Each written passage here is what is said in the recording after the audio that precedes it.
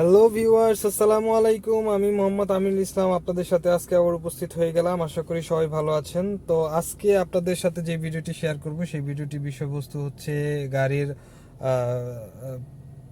Auto গিয়ারের গাড়ির gear লিভারের বিভিন্ন ইন্ডিকেট সম্বন্ধে।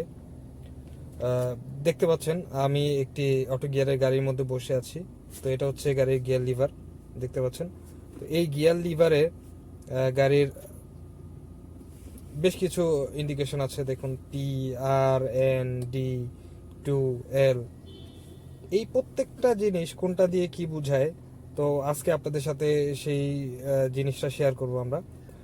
তো আমরা অনেকেই জানি না, যারা ড্রাইভিং প্রফেশনে আছি অনেকেই জানি না, অনেকেই জানে, তবে তাদের মধ্যে অধিকাংশই দেখা যায় যে জানে না যে এই প্রত্যেকটা ইন্ডিকেশন দিয়ে কি বোঝায়, পি দিয়ে কি বোঝায়, আর দিয়ে কি বোঝায়, এন, ডি, টু এবং এল। ম্যাক্সিমামদের মধ্যেই দেখা যায় যে এই টু এবং এল দিয়ে কি বোঝায় সেটা তারা জানে না। তো আজকে আপনাদের সাথে সেই জিনিসটা শেয়ার করব যে কোনটা দিয়ে কি বোঝায়। আর পাশাপাশি আমাদের এই ভিডিওটি সবাই দেখবেন। যারা আমাদের চ্যানেলটি সাবস্ক্রাইব করেনি অবশ্যই আমাদের চ্যানেলটি সাবস্ক্রাইব করবেন। তো দেখতে পাচ্ছেন এখানে পিতে আছে গাড়িটি। তো পি থাকলে যেটা বোঝায় সেটা হচ্ছে গাড়িটি এখন পার্কিং মোডে আছে, পার্কিং অবস্থায় আছে গাড়িটি, পার্কিং গিয়ার এঙ্গেজ করা আছে। দেন যদি আমি এখন আর এ দেই, এই আর দিয়ে বোঝায় হচ্ছে গাড়িটি এখন রিভার্স গিয়ারে যাচ্ছে। দেখতে পাচ্ছেন গাড়িটি রিভার্স যাচ্ছে, দেখুন রিভার্স গিয়ার মানে ব্যাকে যাচ্ছে।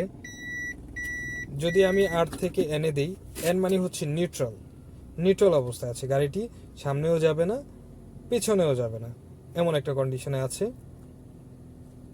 এই কন্ডিশনটা হচ্ছে হলো আপনার নিউট্রাল পজিশন। দেন যদি আমি ডিতে দেই, ডি ডিতে হচ্ছে গাড়িটি ড্রাইভ মোডে আছে, দেখতে পাচ্ছেন ডিতে এঙ্গেজ হয়ে আছে গিয়ারটি। এখন গাড়িটি চলবে, এখন এক্সেলেশন দিলেই গাড়িটি চলবে।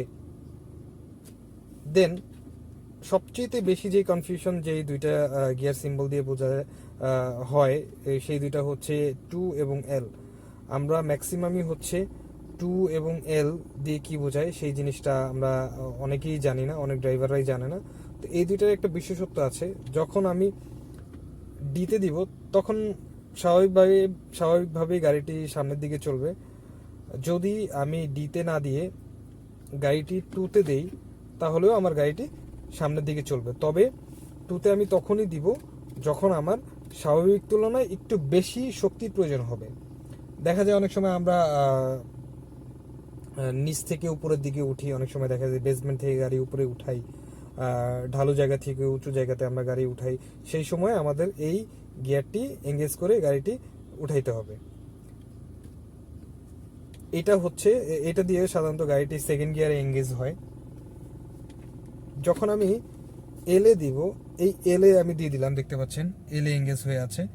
এখন এই এলে যখন আমি দিব, এই এল মিনস হচ্ছে ফার্স্ট গিয়ার। দ্যাট মিনস আমরা অনেক সময় গাড়ি নিয়ে আমাদের হিল ট্র্যাকে যেতে হয়, অনেক উঁচু জায়গায় আমাদের যেতে হয়। তো সেই সময় দেখা যায় যে গাড়ি ডিতে দিয়ে স্বাভাবিক যেই পরিমাণ শক্তি থাকে সেই শক্তি দিয়ে সেখান দিয়ে উঠতে কষ্ট হয়ে যায়। তো সেই ক্ষেত্রে আমাদের এই এল বা ফার্স্ট গিয়ার দিয়ে আমরা যখন গাড়িটি রান করব তখন আমরা সেখান দিয়ে ইঞ্জিনের অতিরিক্ত শক্তিটা হচ্ছে গিয়ারে যাবে এবং অতিরিক্ত শক্তিটা চাকায় গেলে গাড়িটি উঠতে সহায়তা করবে। অনেক সময় দেখা যায় যে গাড়ি চাকা বালুর মধ্যে আটকে গেছে, কাদার মধ্যে আটকে গেছে, গাড়ি চাকা উঠতেছে না। তো সেই ক্ষেত্রে আমরা এই এল গিয়ারটি এঙ্গেজ করে হচ্ছে গাড়িটি উপরের দিকে আমরা উঠাবো। তো দেখতে পাচ্ছেন। তো ধন্যবাদ বন্ধুরা এতক্ষণ সাথে থেকে আমাদের এই ভিডিওটি দেখার জন্য। তো আমাদের চ্যানেলটি অবশ্যই সাবস্ক্রাইব করবেন। তো আপনাদের মূল্যবান মতামত আমাদেরকে কমেন্ট করে জানাবেন।